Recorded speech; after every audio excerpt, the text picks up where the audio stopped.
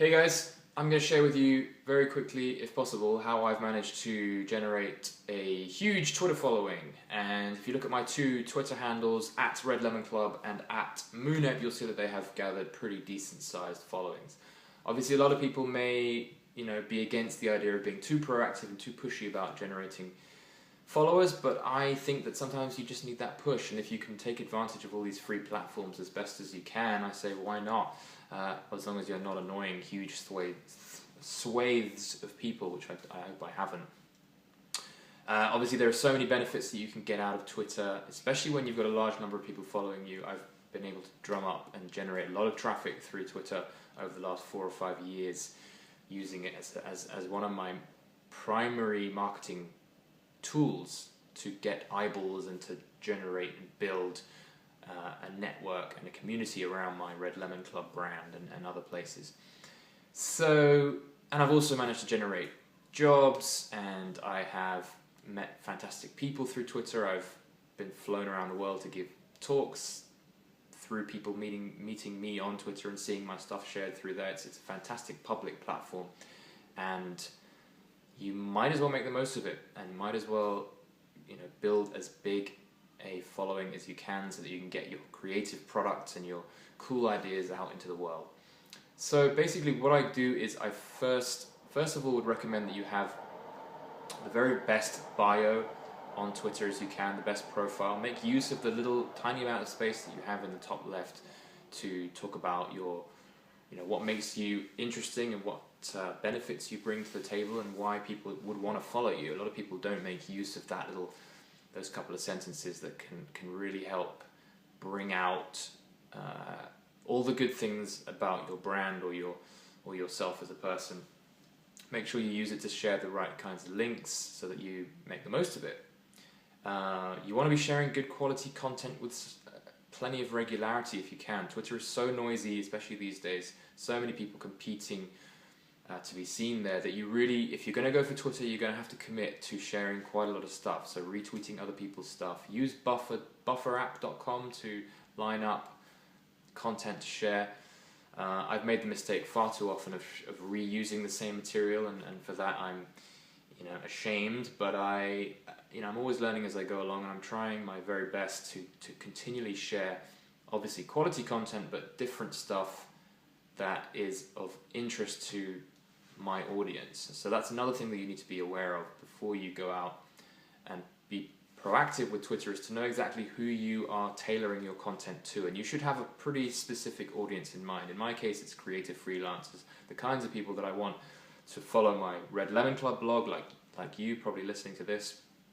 You may very well have come across this video through a Twitter link, and that's great for me because you're exactly the kind of person that I want to bring into my network and have benefit from the stuff that I share.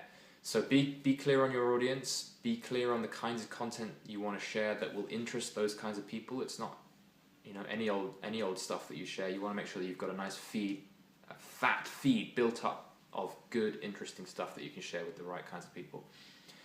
Then once you've got a feed filled up, anyone that comes along to your profile who sees the kinds of stuff that you share and realizes that, yeah, that's actually of relevance to them, they will be interested, and they may very well follow you. So how do you get people to start following you then and seeing all the cool stuff that you have to share on Twitter? Well, obviously the first thing you want to do is get in touch with family and friends and anyone that you know in your own circles. Share the link to your profile on Facebook and that kind of stuff. But that's obviously not going to get the big numbers that we're talking about. And the way to really get the numbers of people who are relevant to what stuff you share, and they're actually targeted and they are a certain type of person, is you need to go inside Twitter and find groups of people who are related by some particular theme, so that you know that when you follow them, they are the right kinds of people, or at least in the ballpark of the kinds of people that you want to bring into your own network. So for example, if you are looking to add new followers who are interested in illustration, one of the things you could do is find another account on Twitter that has a big following of people who are interested in illustration. So you would look for something like an illustration magazine or a famous illustrator. Go to their account, find their followers, and add as many of their followers as you can. There are going to be limits. Twitter has all kinds of restrictions in place that you don't overdo it, but it's a great thing for your own following to follow the right kinds of people, and make sure that you're following people who you know will benefit from your feed. You know, you're not going to be spamming anyone, you're going to be sharing value. So when you follow someone, a lot of them will, you know, they'll probably see a notification on their own feed that you followed them. They'll be interested, hopefully. Quite a big percentage will come back to see who you are, why you followed them, and if they see your profile, and if they see that it's an interesting profile, and they see your feed, they may well follow you back. And I found the percentage has slipped slightly over the last few years, but you can get quite a good number of people following you back, especially if they're relevant.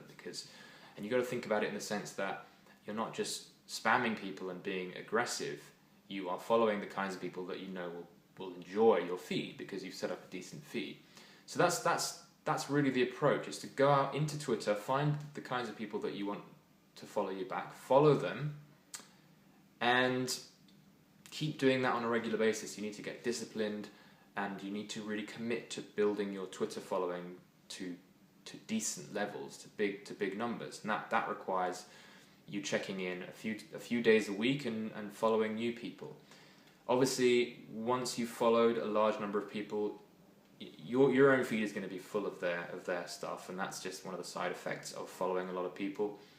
But of course, you'll also find restrictions in that you're not going to be able to follow that many more people when you've already followed so many, because Twitter stops you from that.